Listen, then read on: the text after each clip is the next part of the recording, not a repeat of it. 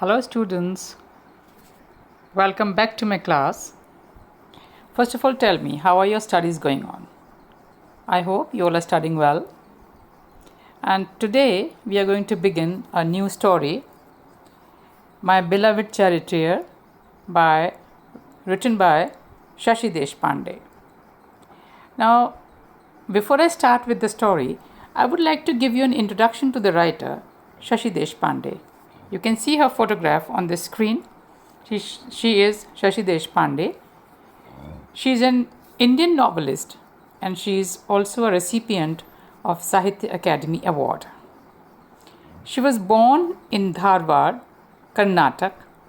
She is the second daughter of Kannada dramatist and writer Adya Rangacharya and Sharda Adya. She was educated in Bombay, now Mumbai, and Bangalore. Deshpande has degrees in economics and law. In Mumbai, she studied journalism at Vidya Bhavan and worked for a couple of months as a journalist for the magazine Onlooker. She published her first collection of short stories in 1978 and her first novel, The Dark Holds No Terror, in 1980. She won the Sahitya Academy Award for the novel That Long Silence in 1990 and a Padma Shri Award in 2009.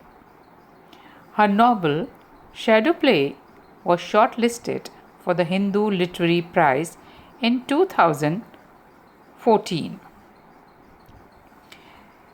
Deshpande has written 4 children's books, a number of short stories, and 9 novels, besides several perceptive essays available in a volume entitled Writing from the Margin and Other Essays. She was a member of Sahitya Academy's General Council, but she resigned from her position on October 9, 2015, and also returned her Sahitya Academy Award. She did all this because she wanted to protest along with the other writers against the Academy's perceived inaction and silence on the murder of M. Kalburgi. On 6th December 2018, during her inaugural address of the 9th edition of Goa Arts and Literature Festival, she also urged the Indians to think about the consequences of wanting a Hindu nation, and she also reminded those present of the violence and the carnage that had been caused by the India-Pakistan partition. Now, she writes about the middle class people and especially women.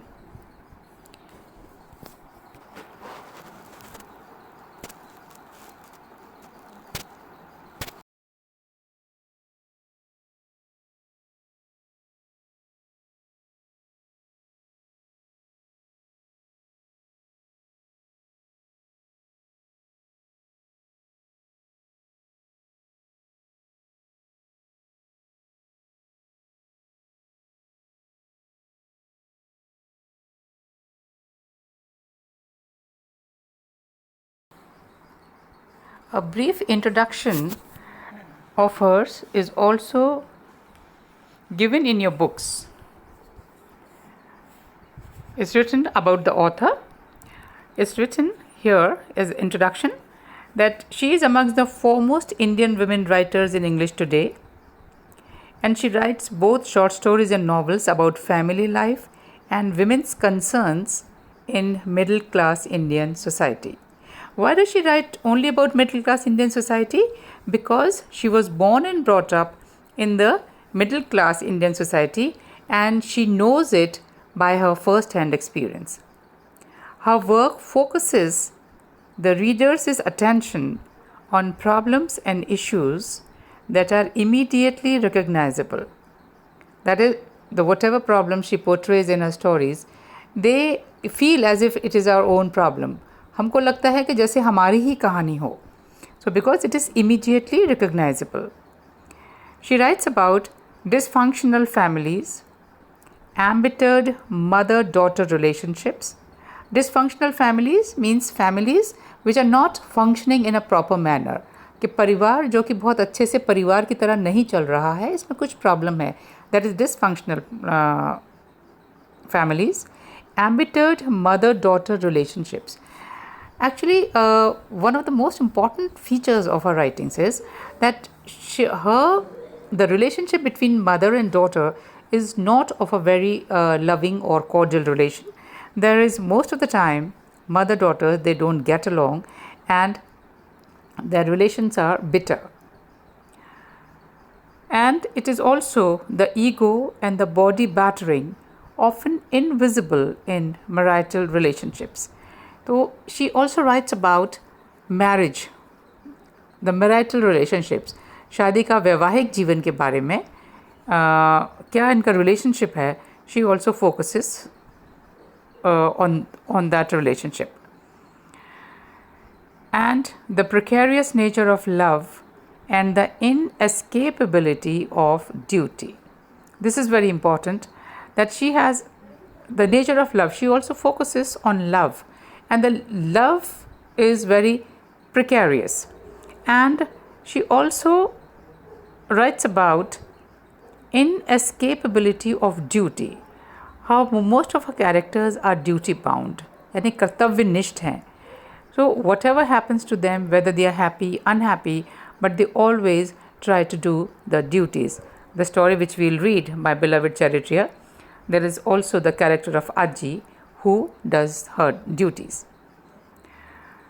From her first novel, The Dark Holds No Terrors in 1980 to moving on in 2004, Deshpande has consistently told believable tales in a straightforward, realistic mode, concentrating on a handful of characters and their intricate, often puzzling emotions and actions.